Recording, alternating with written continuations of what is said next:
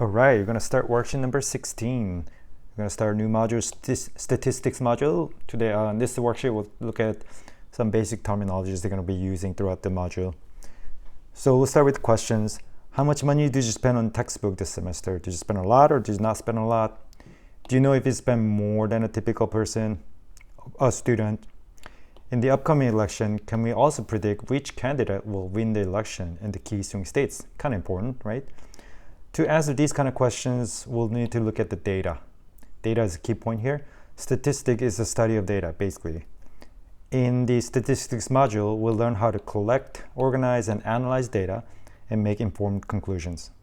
Also, the title of this course is Quantitative Literacy or Quantitative Reasoning. Basically, we're looking at numbers, which is data, and see from there we can say something about what the questions that we're interested in. All right, basic terminologies. So let's look at some terminologies you're going to be using. Suppose you want to compare how much you spend on your textbook to other PCC students. On average, how much do they spend? To find out, in theory, so like how do I find out on average how much PCC students spend on their book? We can ask everyone at PCC and see how much they spent, right?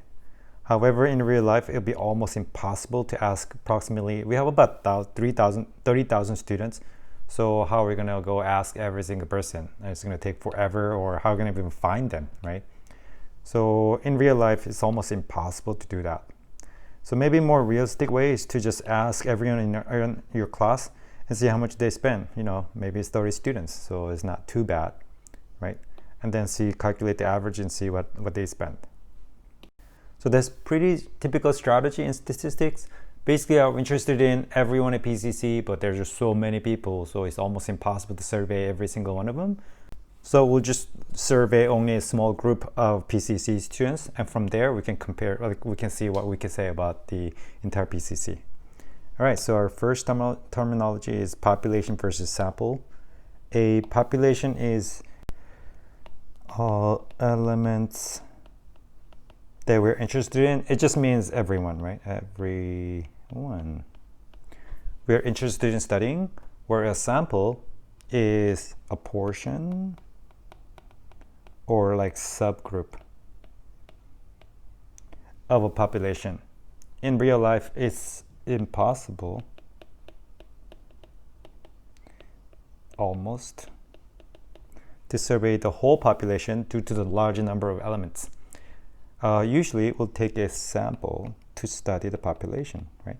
So the relationship between sample and population is a big group that we're interested in, but sample is portion or subgroup of it. You know, in the beginning of the semester, we talked about sets. If I use that language, population would be like universal set, which contains everything, and sample would be just like a subset of it. Okay, let's look at the next terminology. A parameter versus statistic. A parameter is a number, a numeric description, basically a number for population. Because we're gonna kind of separate population versus sample, we're gonna give a different name. So anything that has to do with population in terms of number is called a parameter. It's a number we calculate from a population. So if we happen to survey everyone and then somehow calculated the average there, that average will be an example of a parameter. A statistic, on the other hand, is a numeric description for a sample. It's the number that we calculate from a sample. All right, let's look at number 1. From the example given under the basic terminology, the PCC students and how much money they spend on the textbook example, identify the population and the sample. Also identify what parameter and statistic would be. All right, so let's look at that. Here they're talking about entire PCC students, and I want to see how much, on average, how much they spend on textbook. But in real life, it's kind of difficult, so maybe we just survey the whole class, right? So in my mind, I'm interested in everyone at PCC. So those 30,000 students at PCC, that's going to be my population. And just my class, your class, will be the sample. So here I'm going to say population. Again, population is every element that you're interested in. So this is all PCC students. Approximately 30,000 students. And then sample, if you're to just survey everyone in your class, one particular class, right? About 30 students. Okay. So what we're doing is, we're going to use a class to represent PCC in some way. Also identify what parameter and statistic would be. So parameter, here, they didn't tell you what number it is, but if I somehow magically can survey every person at PCC, then it's the average spending of all PCC students, right? So so we don't have it, but if we did, that will be a parameter. Statistic will be, again, I didn't survey. Statistics actually is a little bit easier to calculate because it's the average spending for a particular class, right? Class surveyed. Okay. All right, let's look at next. Here, I'm gonna have you pause and look at number 2, ABC, and see if you can identify population, sample, parameter, and statistic. And once you're done with that, we'll meet back at the next, which is different type of data. So after you're done with number 2, let's look at the next part. All right, so let's look at the different types of data we're going to be working with. So generally speaking, we'll have 2 types of data that we'll work with. One is qualitative, sometimes it's called categorical data. The other one is quantitative, which is numerical data. Qualitative data is non-numerical data, consists of category, hence categorical, name or description. So if data is, what we're collecting is either categories, certain categories or names or description of something, then the data gathered from those kind of data is called qualitative data. Data gathered from yes/no question survey is also qualitative. That's probably the simplest survey we can do.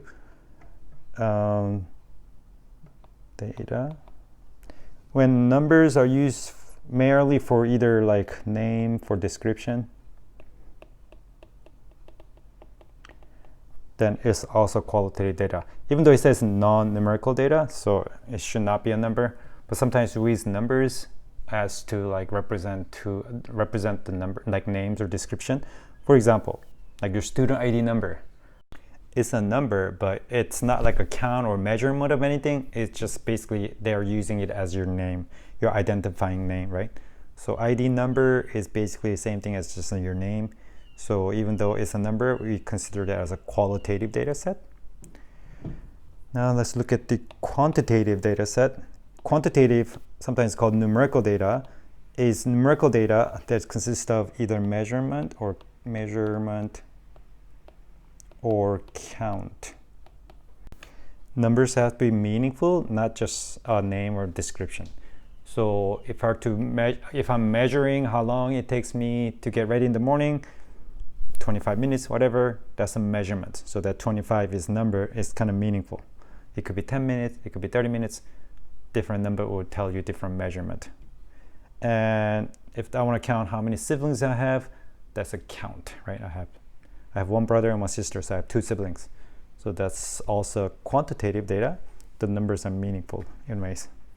Okay, let's look at number 3. I'm gonna answer a few and then I'll have you finish the rest of it. Part A, it says, what is your favorite movie? So here we're talking about movie title or movie name. So that's a description of a movie. So that's qualitative. The next question, how many movies have you seen in a movie theater in the past 12 months? Here is a count. I'm counting, okay, how many movies that have I seen? Maybe 2 movies. So that's counting, right? So, and number, the answer is a numeric answer. So that will be example of quantitative data. Okay, I'm gonna have a pause, finish the rest of the question 3, and after you're done, we're gonna meet back at the sampling bias and random sample. So once you're done with number 3, let's look at the next part here. All right, sampling bias and random sample. As I mentioned before, sample is just a subgroup or portion of a population. So our next question is kind of like, how do we pick a sample? Can I just pick any person, or is there some method to it? Is one sample better than other? So here we'll talk about that. A sampling method is biased if every member of a population does not have equal chance of being selected as a sample. So that's kind of not fair. Everyone should have equal chance of being selected, right? So if that's not the case, we're going to say the sample is biased, or sampling method is biased. A random sample is when every member of the population has an equal chance of being selected as a sample. We want to minimize a sampling bias to make sure our sample is a fair sample. Okay. Here we'll talk about different ways we can pick a sample. The first, in a stratified sampling, a population is divided into a number of subgroups or strata. Hence, that's why it's called stratified sampling. Random samples are taken from each subgroup. I'm going to highlight each. This method is pretty common for election. If they want to see which candidate is going to win, they ask like different age groups, so 65 and over, 18 to 25. So they break down the entire population into different age groups and make sure they pick some from the old age, some from the young age, some from the middle, so that every age group is represented in their sample. And that sampling method is called stratified sampling. The next one is called cluster sampling. This is similar to stratified, but there's a subtle difference. The population is divided into a number of subgroups again. But here, those subgroups are called clusters. Unlike the stratified sampling method, not all subgroups are sampled. Only a set of subgroups are selected to be in the sample. However, all the members of selected subgroups are sampled. So basically, our first example we used, I want to survey all PCC students, but I can't because there's so many. So what I can do is I can break down PCC into different clusters in terms of different classes, right? So each class, like our class is a cluster. My afternoon class is a cluster. So what I can do is I can select, I'm just going to select my morning class or my afternoon class and survey every single person in that class. So if I happen to choose afternoon class and survey every single person in that class, that's my cluster, and then I'm surveying, that's my subgroup, which is cluster, and then I'm surveying everyone in the particular cluster, whereas I'm not surveying anyone in the morning class. So that's a cluster sampling. Let's look at the next one, which is the systematic sampling. In a systematic sampling, every nth number of a population is selected to be in the sample. So again, if I were to choose, let's say, 30 students at PCC, if I want to do systematic sampling, basically I can stand in front of the library, let's say, I select one person at random, and then I'll survey every 10th person. So I'll just wait, select the first person, survey, I let 10 people in, or 9 people in, and then 10th person I survey, and then pass another 9% people, and then survey another 10th person. So I just stay there and survey every 10th person until I reach 30 students or 50 students or whatever. So in that case, it's called a systematic sampling. A convenience sampling is basically, the name says it, is a sample chosen by selecting whoever is convenient. So I'm just asking my parents or my friends around me, it's like, hey, what do you think about this? So that's my convenience sampling. Next is the voluntary response sampling. It allows the sample to volunteer, which means people can select, they themselves select to be in the sample. So like any type of online review and stuff, it's not like they're forced to, write a review, they volunteer to write it, right? So that's a volunteer sampling. Side note, not note. Side note here, a convenient sampling and volunteer sampling, those last two sampling we talked about, they're pretty easy to do, but scientifically, they're not a proper sampling method. So just let you know that if you're doing any type of scientific research, you should not be using convenient or voluntary response sampling. All right, let's look at the next question here. Number 4. Let's say Lily wanted to know the percentage of PCC students who favor increasing the student fee to renovate the student center lounge. In the second week of the semester, she surveyed 15 PCC students from each of the 6 major departments. She asked, do you favor the tuition increase to renovate the student center lounge? And the recorded result, 32.4% of the students surveyed answered yes. Okay. So she wanted to know like what percent of people say yes, and she surveyed a bunch of people, 15 from each of the 6 major departments. And from the survey, she recorded that 32.4% students said yes. Okay, identify a population of the sample. So population is, she's want to know about PCC students, so all PCC students. So population again is everyone that she's interested in, which is entire PCC student population.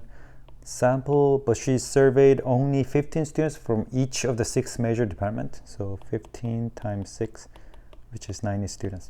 So sample is basically everyone who's surveyed. So these are people who are surveyed. People who surveyed.